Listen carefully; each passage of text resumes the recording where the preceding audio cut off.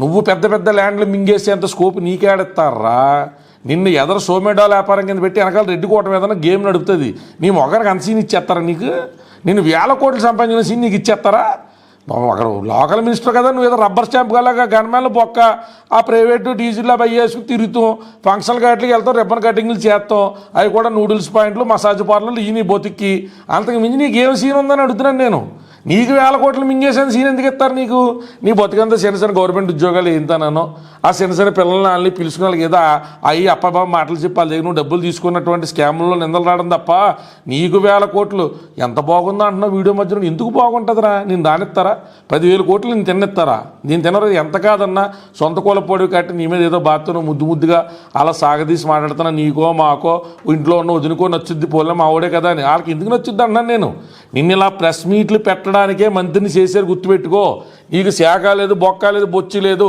4-5 photo still ఎత్తం కోసం మన దేవాదాయ శాఖలో ఉన్నటువంటి ప్లేంట్ ఇలాగ మొత్తం మ్యాప్ వేసేదో చూసావు తప్ప నిన్ను ఏ పని వాళ్ళు చేయనివారు. నీకు రాదురా, నీకు రాదన్నదే క్వాలిఫికేషన్. అందుకే మంత్రి పదవి ఇచ్చాను నీకు. నీకేమన్నా కొద్దిగా మొదటి తెలివితేటలు ఉండుంటే నా మాదిరి నిన్ను తీసి ఎక్కడ పెట్టాలని పెడుతుంది. నేను గుర్తుపెట్టుకో అది నీ బతికేంట్రా అంటే నీకు నెల జీతం వాళ్ళు ఇస్తున్నారు అనుకున్నావు కదా, ప్రజలు ఇస్తున్నారు. నిన్ను ఎందుకు అంటే ఆ వైట్ బట్టలే కూడా వాళ్ళే కుట్టించుంటారు, లేకపోతే నిన్నేదో చిన్న స్కామ్ ఏదో 1 కోటి 2 కోట్ల వరకు అయితే నీ మీద పెద్ద విజిలెన్స్ ఉండదు కదా. ఏదో 10-20 దాటి ఏదైనా చేసి చూపించు, వేసారెడ్డి గారి నుంచి ఫోన్ వస్తుంది. ఏంటి సారదాకి వెళ్ళాలి అని సజ్జల నుంచి ఫోన్ వస్తుంది. నీ బొత్తికు నువ్వు 200, 300, 1000 కోట్లు నిన్నెక్కడ తినేస్తారు? నీ పేరు చెప్పి నీ శాఖలో ఉండగా నీతో సంతకాలు ఎట్టి చాలా ఏమైనా తినాలి వాళ్ళు. ఆ క్లారిటీ అయితే నాకు ఉంది. ఇక కంటెంట్లోకి వెళ్తే భూ ఆక్రమణలు నువ్వు చేసుకున్నా నిన్ను పిలకతో కట్టుకుని అలా గుంజేస్తారు. రబ్బాయి నీకు తెలుస్తుంది. నీకు రాజకీయం ఇంకా నీకు ఆకేదో లీప్ ఏదో ఫ్లవర్ ఏదో తెలుస్తుంది నీకు. నిన్న వాళ్ళ కూరలో కరివేపాకులో వాడుతున్నారు అంతే. నువ్వు కోపు కదా, ఇక బొక్కలే నాకు ఉడిపోతుంది. సంఘటితం అయ్యిదా సచ్చిదా వీళ్ళ పెట్టి సోమేర వ్యాపారం చేద్దాం నీతో చేస్తున్నారు కాబట్టి నువ్వంత గొడ్డలు చింపుకోకు.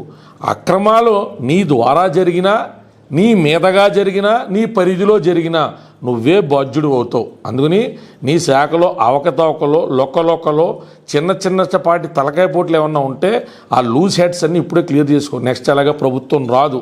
నువ్వు ఎంత గొడ్డలు చింపుకున్నా రాదు. నువ్వు మాట్లాడితే అవినీతి ఏం జరుగుతుంది, కొండల్లోంచి టనల్స్ వేయట్లేదా, చిరంజీవి గారు కట్టుకోలేదు, ఈ బోకు మాటలు అనవసరం. చారిత్రకమైన నేపథ్యం ఉన్నటువంటి ఋషికొండను బోడిగుండు కొట్టడం అన్నది మీ ప్రభుత్వం కాదు, మీ పార్టీ ఎంతకాలం ఉంటే అంతకాలం చెరపలేని మచ్చగా మిగిలిపోతుంది. ఇది అండర్లైన్ చేసి పెట్టుకో. నేను మాడేది కూడా నీకు ఆన్ రికార్డ్ ఉంటుంది, గుర్తుపెట్టుకో.